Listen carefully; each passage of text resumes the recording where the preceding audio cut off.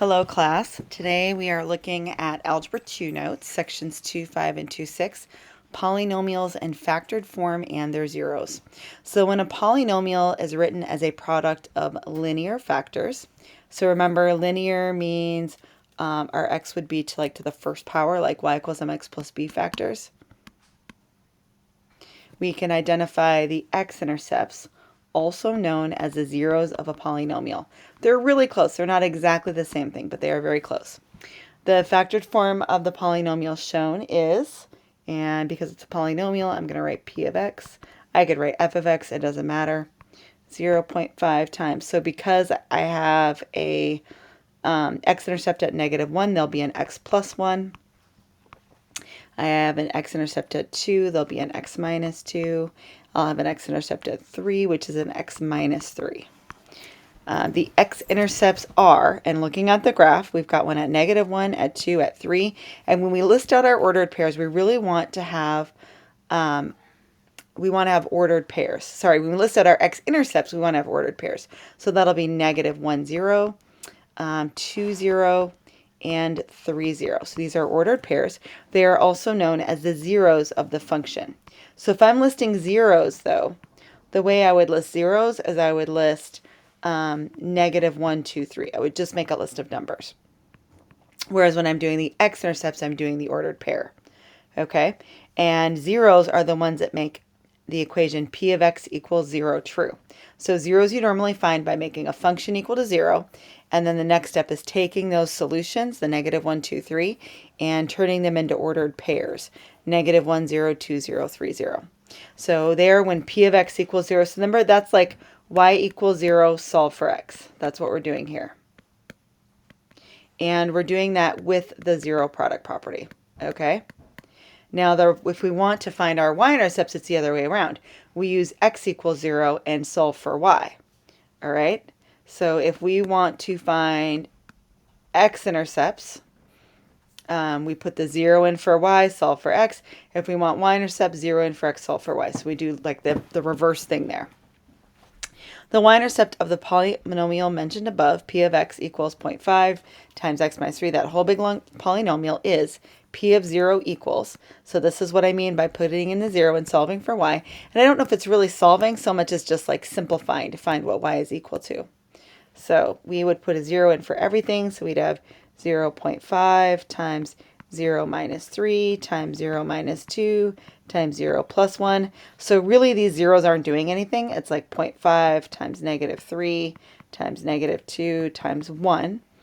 And that's going to be, let's see, -3 times -2 is 6 times a half makes it 3. So my y-intercept is 0, 3. That does not look like a 3. 0, 3. And this was all the work we put for p of 0. Okay, I did it over here. It was easier for me to work it out underneath. So I plugged in 0 for x. My output, my y value is 3. My y-intercept is 0, 3. So you're going to try to find the y-intercept of this one right here. We have a u-try. So go ahead and try it on your own and then check answers with me. So when I plug in 0, I have 2 times 0 times 0 plus 1 times 4 times 0 minus 3 and then squared. So in class, students spent a lot of time multiplying 2 times 0 times 1 times, let's see, 0 minus 3 is -3 squared is 9. There was a lot of multiplying of this. But we have a 0. When you multiply anything by 0, it's just going to equal 0. And so my y-intercept here is going to be 0, 0. So pat yourself on the back if you got 0 instead of 9. So there's different ways to write out polynomials. We can express polynomials in different equivalent algebraic forms. For example, the following polynomials are equivalent. So the first one is called standard form. When it's basically multiplied out, you can see it looks like a polynomial. The second one, we've got all those parentheses with binomials in them, all those groups. That's our factored form. So all of those things in parentheses are being multiplied together. And when we've got a bunch of stuff multiplying together, those are factors. So the reason we like standard form is it's easy to determine the degree of the polynomial. And the, what's the other thing we're looking for? Easy to determine the degree and the y-intercept.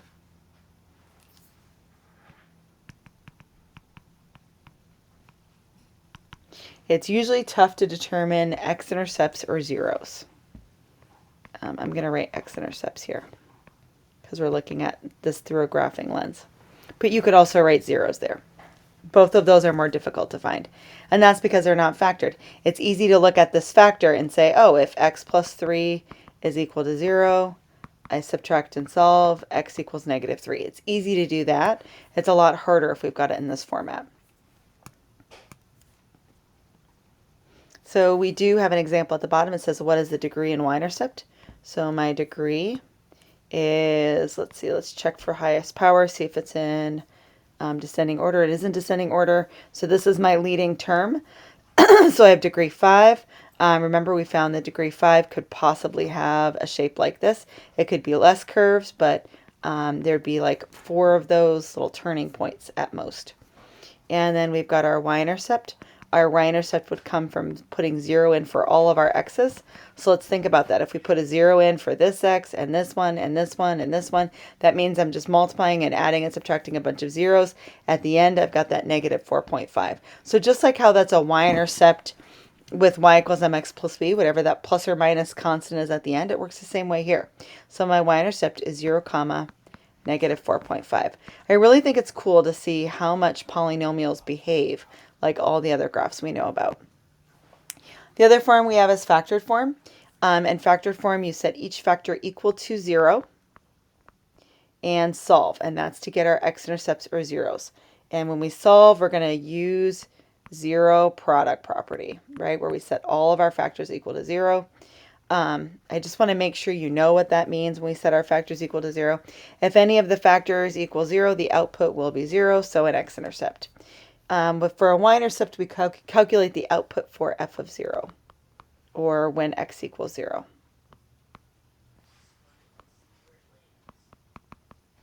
The degree. It is not necessary to multiply out all the factors and convert to standard form. The only term that we care about is the one with the biggest degree, the highest power. I think I'm going to write biggest degree. You could write greatest, you could write largest. And instead of degree, we could be thinking powers or exponents, which is called the leading term.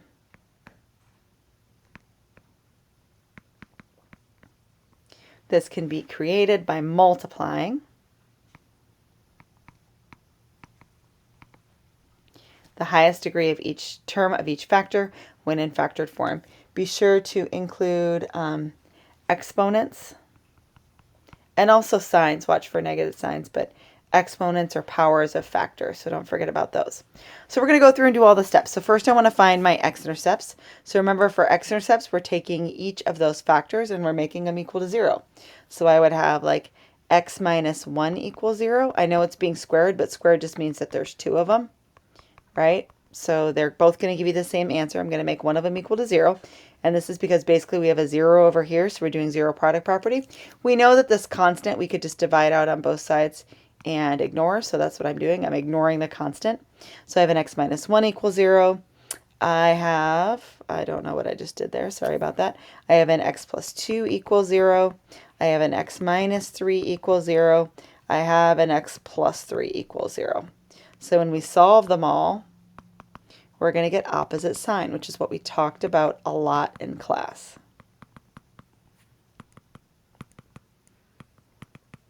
And the last one, minus 3, x equals negative 3. So these are all our zeros. They're solutions for that equation. And if I want to write them as x-intercepts, I do want to write ordered pairs. So I am going to write 1, 0, negative 2, 0, 3, 0, negative 3, 0. And then for my y-intercept, that's when I would have to put in 0 for my x's. So x-intercept, let p of x equal 0 and solve. Let x equal 0 and evaluate. Right, these are the directions we're doing. So now if I want to find my y-intercept, I'm going to put 0 in for all my x's. So p of 0 will be 0.25 times 0 minus 1 squared times 0 plus 1 times 0 minus 3 times 0 plus 3. So let's see, 0.25 is a fourth. If I want to do mental math, it kind of helps me to think of fractions. Negative 1 squared is just a 1. 0 plus 1 is another 1. And then I've got a negative 3.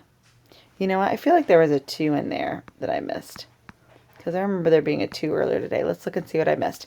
So I've got the 0 minus 1 squared. This is a 0 plus 2 right here. So this is a 2. Okay, so then I'm going to get 3 times 3 times 2, so 18, negative 18 fourths, which is 9 halves, which is negative 4.5. So my y-intercept is 0, comma, negative 4.5. So I've got my x-intercepts, I've got my y-intercept. To find my leading term, what I'm going to have to do is just multiply my, I'm going to multiply this guy right here, multiply the x, don't forget it's squared, multiply this x. So I'm looking at just the x part of each of those factors, okay? So let's go ahead and multiply all those things together. So I'm ignoring all of the constants except the one at the front, right? Because I might want that. It says leading term. So I want the whole leading term. And then we had an x squared, and then an x, and then an x, and then an x. I really like that highlighting trick on this. So let's see, I've got x to the 5th power, and I've got the 0.25. So that's my leading term, and my degree is 5. And again, the picture, it could have as many as 1, 2, 3, 4 humps or turning points, like 1, 2, 3, 4. Some people can think of the turning points. Other people, it's like they've got to look at the little humpies. And remember, because it's positive, it's going to go up from left to right. So those are all things we've kind of discovered with graph shape already. All right, on the next one, it is a check your understanding. Actually, so you're going to try these two. Why don't you just check the first one, and then I'll work through it, and then you can go back and try the second one. So go ahead and pause now. So x-intercepts, if we put 0, I have got to quit doing this. This is really bad. All right, if I put in a 0 for q of x, I have 0 equals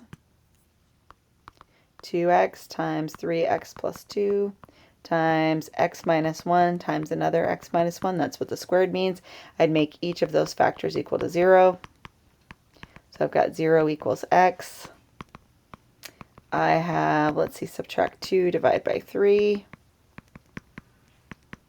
That's going to be a negative 2/3. 0 equals x minus 1. Well, 1 is equal to x. I know it's kind of backwards, but I have the 0 on the left, and we always leave x on the same side. So my x-intercepts are 0, 0, negative 2/3, 0, and 1, 0. To find my y-intercept, I would put in a 0 for all the x's. So q of 0, I'm going to work that out over here. So 2 times 0, oh wait, I'm already multiplying by 0, times 3 times 0 plus 2 times 0 minus 1 squared. So this 0 right here is being multiplied with everything else. It's just going to make it a 0.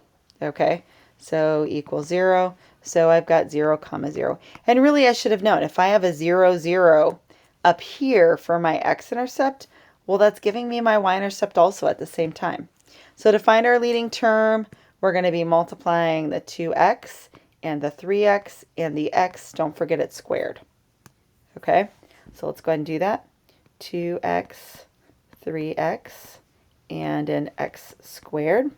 So that's going to be x to the 4th power and 6. So that's our leading term, and our degree is 4. And since it's positive, that's like the W one. So again, like 3 of those humps are turning points. Last one, so go ahead and pause again and try it on your own, but it is in standard form. So they're giving me a hint here to factor first. So let's go over here and factor p of x. I can factor a 2x out of all of them. Always look for greatest common factor first. 8x squared plus 2x minus 3. And then I want to do box method for the 8x squared, 2x minus 3. So my magic number is a negative 24. I'm looking for what multiplies to make 24, adds to make 2. That'd be 6 and 4. So positive 6x minus 4x. So 6 times 4 makes 24. 6 minus 4 makes 2. So I'm good there on all my signs. Now I need to do common factors, rows and columns. 2x, 4x, 3, negative 1. So now I've got my factors. So P of x is 2x times 2x minus 1 times 4x plus 3. To find x-intercepts, we would set that equal to 0 and then solve. So it's kind of up to you when we're doing x-intercepts what level of work you're showing. But I want to make sure that you know how to show your work if we get stuck. So a lot of people are looking at factors like 2x minus 1 and they don't know what to do. So remember, if we make all of these factors equal to 0, we've just got a little mini solving problem, and then I know you can do it. So like here, I would divide by 2 and get 0. Next one, I would add 1 and divide by 2, I get 1/2. Next one, subtract 3 and then divide by 4. So I've got 0, 0, 1/2 0, and negative 3/4 0. I don't know why I forgot the 0. There we go. Our y-intercept, I can already tell if I put 0 in for all of these x's, it would just be 0. P of 0 would be, and maybe I'll do the work over here. P of 0 would be 16 times 0 to the third, right? Plus 4 times 0 squared minus 6 times 0. So it's just going to be 0, 0 again. And that also matches the 0, 0 I had up here. So I kind of already knew that. Last one, leading term in degree. That means I need to multiply. Oh, I don't need to. I don't need to do anything because I already had it in standard form. So my leading term was 16x cubed. The degree was 3. And remember, that could be like this. So at most, 2 of those turning points are humps. All right. So this was a lot of information today. I think the most important thing is just being able to do those 3 steps for all these problems. The x-intercepts, y-intercept, leading term, and degree. We're really heading towards graphing. And so we're kind of gathering all this information that we might need to be able to graph a polynomial function. Many of you were talking about like squared quantities and how that affects the graph in class and just kind of wondering. So that's really cool that you're thinking ahead. As always, if you need help, please ask.